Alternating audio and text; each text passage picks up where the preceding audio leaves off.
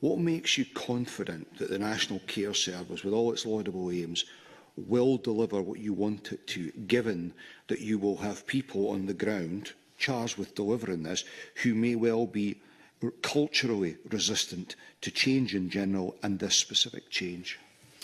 I recognise that legislation and regulation does not necessarily change cultures, and we've got examples of that in terms of some of the very good pieces of legislation which have been before this Parliament before.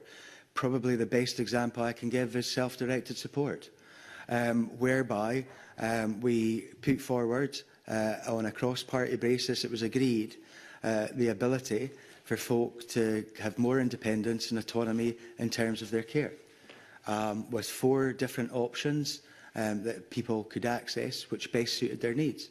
And we know that in some parts of the country that works immensely well, and in others it doesn't, because rather than stick with the spirit of the legislation, in some places people have looked for the flaws within the legislation and found them and given reasons why certain things shouldn't apply to certain folks. And that's not good enough, to be honest. And by bringing some of the elements into secondary legislation, it means that we can change quite quickly if we find those flaws. You could also have cited the Carers Act as another example where local delivery hasn't lived up to the expectation of the legislation. And as I read it, this proposal has a potential to help address that and give carers a better deal. Absolutely. I mean, I was at the Carers Parliament the week before last.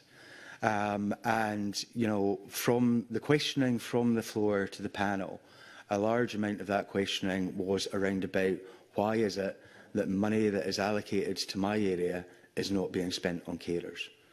What I'd like to hear today is whether the government, in principle at least, is willing to commit to a slightly different approach to this if it's taken forward, one which affords, whether it's this committee or other committees, a greater opportunity to scrutinise what's being proposed.